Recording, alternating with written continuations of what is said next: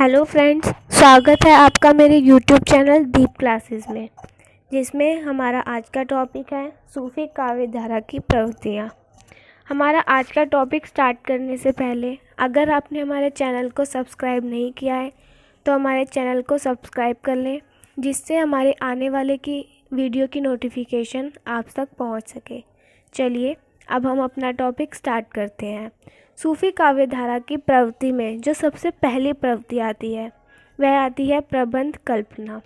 सूफी कवियों ने भारतीय जनमानस में व्याप्त लोक प्रसिद्ध आख्यानों को अपनी रचनाओं का विषय बनाया। इनकी रचनाओं में मुख्य कथा के साथ साथ पक्षियों, देवों और अप्सराओं की भी उपकथाएं मिलती हैं। इनमें प्रबंध काव्य परंपरा के अनुसार काव्य रूढ़ियों का वर्णन है।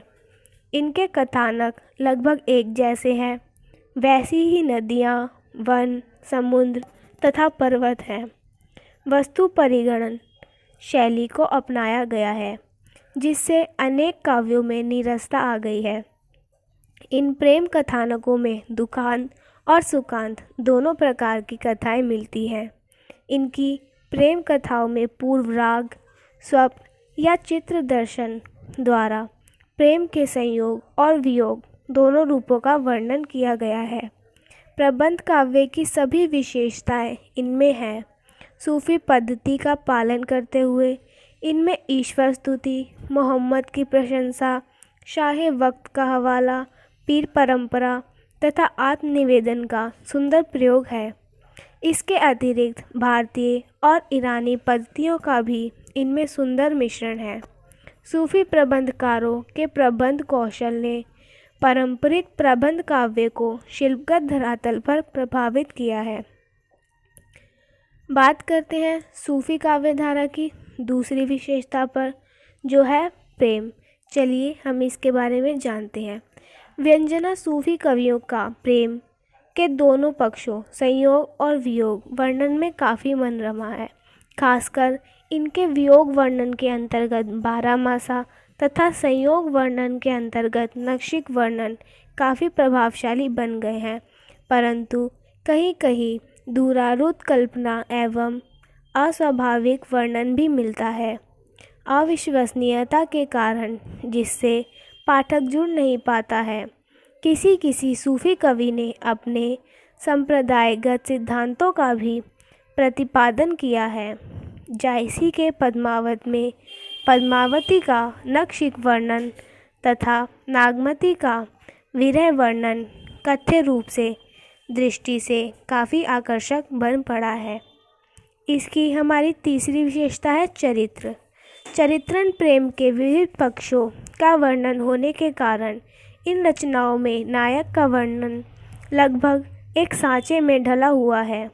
काल्पनिक पात्रों की सृष्टि में इन कवियों ने काफ़ी छूट दी है। ऐतिहासिक पात्रों पर भी कल्पना का ज़रूरत से ज़्यादा रंग चढ़ाया गया है। मानव श्रेणियों के पात्रों में राजकुमार और राजकुमारियां हैं। मानवेतर पात्रों में राक्षस, असुर, बेताल या हंस अथवा तोता आदि है। अधिक कल्पना सूफी कवियों की काव्यगत सीमा है। इसकी चौथी विशेषता है वस्तु वर्णन पद्धति। संस्कृत रचनाकारों की तरह सूफी कवियों ने भी नायिका का नक्षिक वर्णन, घटना वर्णन, वस्तु वर्णन, दृश्य, पर्व आदि का पर्याप्त विस्तार से चित्रण किया है। इसी प्रकार से नदी, वन, समुद्र, सूर्योदय, रात्रि आदि का भी वर्णन मिलता है। इस प्रकार के स्थलों पर कवि अपनी नवीन कल्पना का भी प्रयोग किया है, लेकिन कुछ स्थलों पर यह वस्तु वर्णन पारंपरिक होने के वजह से नीरसता भी उत्पन्न होने लगी है। सूफी काव्य परंपरा में हमारी अगली विशेषता है सामाजिकता एवं हिंदू संस्कृति का उद्घाटन। सूफी कवियों की कविता समाज और मानव जीवन से जुड़ी हुई है।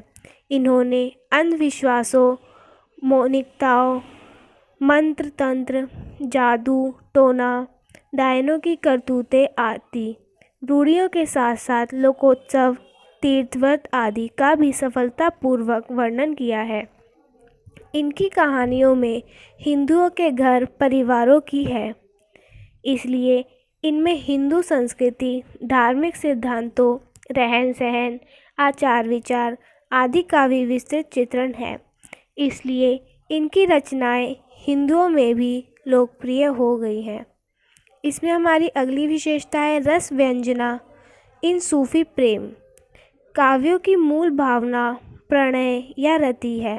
बुनियादी तौर पर ये श्रृंगार प्रधान रचनाएं हैं, परंतु ईरानी पद्धति के प्रभाव के कारण यहाँ सामाजिक नैतिकता और विशेष ध्यान नहीं दिया गया है। इन काव्यों का केंद्रीय रस श्रृंगार रस ही है। वीर, रौद्र, अद्भुत आदि रसों का भी सूफी कविताओं ने अच्छा संश्लेषण किया है। श्रृंगार तथा प्रेम को ही ये कवि जीवन का प्रधान तत्व मानते हैं। इसलिए सूफियों की प्रणय भावना सामाजिक, नैतिक, धार्मिक, आध्यात्मिक आदि सभी बाधाओं से का अतिक्रमण करती है। सूफी काव्य में हम जिस अगली विशेषता की बात करेंगे वह नारी चित्रण एवं प्रतीकात्मकता। सूफियों ने नारी को ईश्वर का प्रतीक बनाया है। उन्होंने आमतौर पर स्वकीय का चित्रण किया है, पर कुछ स्थलों पर परकीय का भी चित्रण हुआ है। इनके तमाम पात्र प्रतीकात्मक हैं। आचार्य शुक्ल ने भी स्वीकार किया है कि भावात्मक रहस्यवाद की जैसी सृष्टि इनमें हुई वैसी कबीर आदि संत कवियों में कभी नहीं हुई। इसमें हमारी अगली विशेषता है शैतान एवं गुरु का वर्णन। सूफी कवियों ने आत्मा परमात्मा के मिलन में शैतान को बाधक माना है। उनका काम है साधक के मार्ग में पथ पर बाधाएं उपस्थित करना, लेकिन साथ ही ऐसे गुरु का वर्णन है जो साधक को रास्ता दिखाता है। इन कवियों का गुरु निर्गुण संत कवियों के सद्गुण की तरह मित्रवत मदद करता है। पद्मावत में यदि राघव चेतन शैतान का प्रतीक है तो हीरामन तोता गुरु का प्रतीक है। इस प्रकार की प्रतिमात्मकता अन्य सूफी कवियों में भी देखी जा सकती है। फ्रेंड्स, हमारा आज का टॉपिक यही ख़त्म होता है, जिसमें हमने जाना सूफी काव्य धारा की प्रवृत्तियों के बारे में। अगर आपको हमारा ये टॉपिक अच्छा लगा हो तो हमारी वीडियो को लाइक एंड शेयर ज़रूर करें और हमारे चैनल को सब्सक्राइब करें। Thank you for watching.